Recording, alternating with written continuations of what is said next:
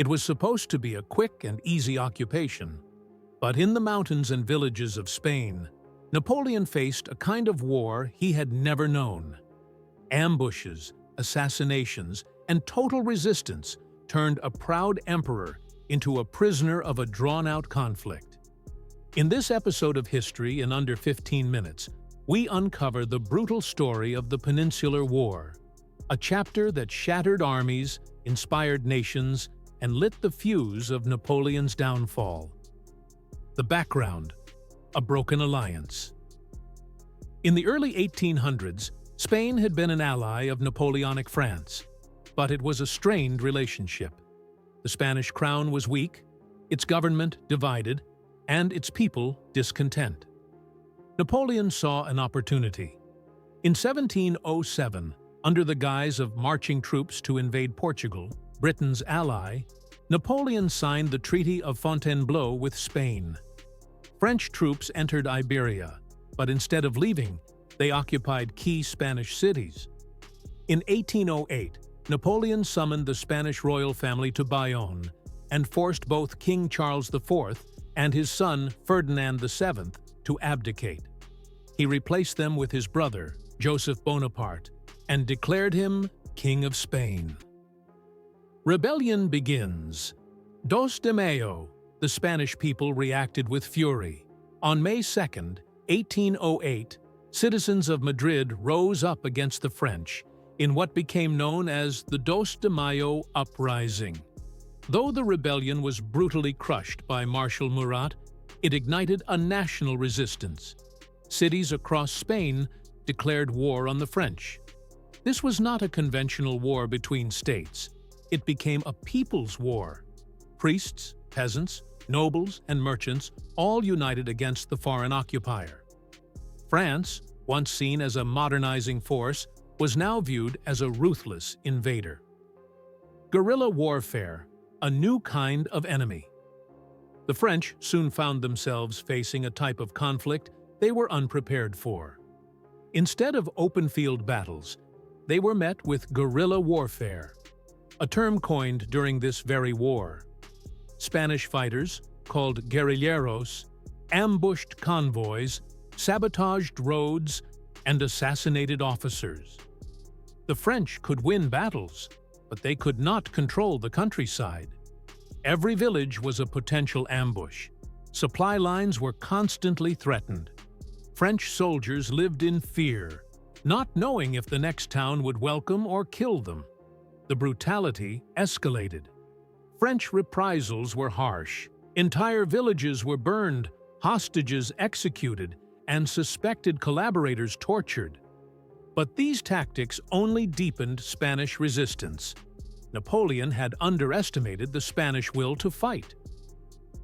The British intervention. Wellington arrives. Realizing the strategic opportunity, Britain sent an army under Sir Arthur Wellesley, later the Duke of Wellington, to Portugal. In 1808, British forces landed and won early victories at Roliça and Vimeiro, forcing the French to retreat.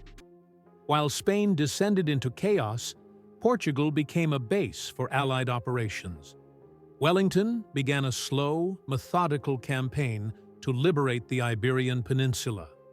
His tactics were precise. He built defensive lines like the lines of Torres Vedras around Lisbon, fortified key positions, and used the rugged terrain to his advantage. He understood that direct confrontation with Napoleon's marshals required patience and superior positioning. And unlike the French, he worked with local populations, earning their support rather than ruling by fear. A war on multiple fronts. The Peninsular War became a quagmire for Napoleon. He was forced to commit over 300,000 troops to maintain control. Marshals like Soult, Murat, Massena, and Ney cycled through command, each trying to crush the insurgency and the British. But no victory was lasting. Every French advance was followed by a local uprising. Every retreat meant another loss of control. Meanwhile, the Spanish created juntas, local governments that resisted French authority. In Cadiz, a national assembly convened and drafted a liberal constitution in 1812, despite the city being under siege. Spanish nationalism was growing, and the idea of a united sovereign Spain gained momentum. The more Napoleon tried to dominate Spain, the more determined the resistance became. Turning the tide, battle after battle, by 1812, the tide began to turn. Wellington launched major offensives, retaking key fortresses like Ciudad Rodrigo and Badajoz in bloody assaults. At Salamanca, he won a decisive battle, forcing the French to abandon Madrid temporarily. The campaign wore down French morale. Napoleon himself only briefly visited Spain, leaving command to his marshals, many of whom disagreed and competed with each other. The war dragged on. French troops were exhausted. Reinforcements were hard to come by, as Napoleon's attention turned to his Russian campaign. With each French setback in Spain, European powers gained hope. The Peninsular War had become more than just a Spanish conflict. It was a symbol of resistance across the continent. The final drive. Victory in the Peninsula. By 1813, Napoleon's empire was cracking. His catastrophic invasion of Russia had cost him nearly 500,000 men, and across Europe, the tide of war had begun to turn. Sensing the moment, Wellington launched his final offensive into northern Spain, determined to drive the French out once and for all. The decisive moment came at the Battle of Vitoria in June 1813. British, Portuguese, and Spanish troops delivered a crushing blow to the French forces. Joseph Bonaparte, Napoleon's brother, and the imposed King of Spain fled the battlefield, abandoning both his crown and military authority. It was more than just a tactical victory. It was the symbolic collapse of French control in the Iberian Peninsula. French forces retreated in chaos, their morale shattered, and their lines disintegrating. By early 1814, Allied armies had crossed into southern France, bringing the war directly onto Napoleon's own soil. With pressure mounting from multiple fronts, Austria, Prussia, Russia, and Britain, Napoleon found himself outmaneuvered, outnumbered, and isolated. On April 6, 1814, he was forced to abdicate and was exiled to Elba. The Peninsular War had finally come to an end, but its aftermath was grim. Spain, though victorious, was left in ruins. Its cities and countryside bore the scars of 6 years of relentless conflict. Economically shattered and politically fragmented, it would take decades to recover. Yet the Spanish spirit had endured.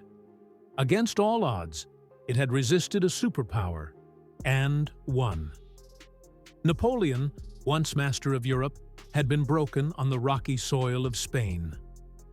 Legacy: the war that changed warfare. The Peninsular War transformed the very nature of warfare. It exposed the vulnerabilities of even the most disciplined and powerful military machine when faced with determined, decentralized resistance. This was not a war of sweeping campaigns alone. It was a war fought in alleyways, mountain passes, and remote villages. The Spanish people's relentless defiance, fueled by nationalism and hatred for foreign occupation, created a new form of combat. The word guerrilla, derived from the Spanish for little war, entered the global vocabulary and changed the way future conflicts would be fought, from colonial uprisings to modern insurgencies. Napoleon, whose armies had conquered the heart of Europe in rapid campaigns, found himself bleeding slowly in a country he never fully controlled. His marshals won battles, but they could not pacify the people. Every victory was temporary. Every road held danger.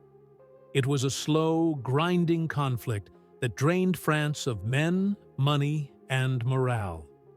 For Wellington, the campaign solidified his tactical genius. He mastered logistics, defense, and coordination with irregular forces and allies.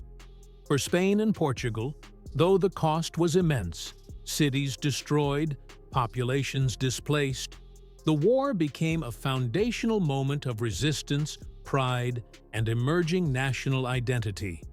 And for the rest of Europe, it proved that Napoleon was not invincible, that even an emperor could be brought to his knees by the will of a united people. Cliffhanger. The fall accelerates. The Peninsular War was not just a military campaign. It was a bleeding wound that Napoleon could never close. While it was only one front in the vast theater of the Napoleonic Wars, it drained immense French resources, tied down hundreds of thousands of troops, and shattered the myth of French invincibility. What was supposed to be a swift political maneuver turned into a prolonged guerrilla war that not only sapped France's strength, but also inspired uprisings across Europe. As Napoleon focused his attention elsewhere, most notably toward his ill-fated invasion of Russia, Spain continued to burn. His marshals, once confident and dominant, became exhausted and embittered.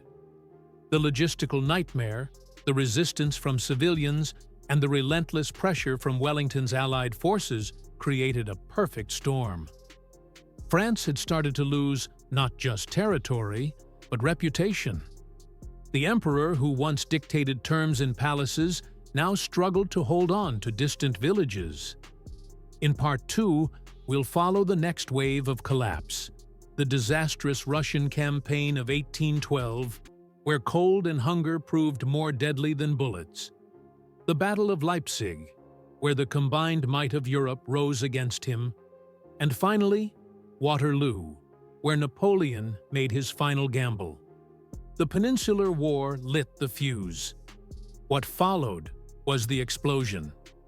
Stay with us as we unravel the downfall of a military genius whose empire stretched across continents, but couldn't hold a single peninsula.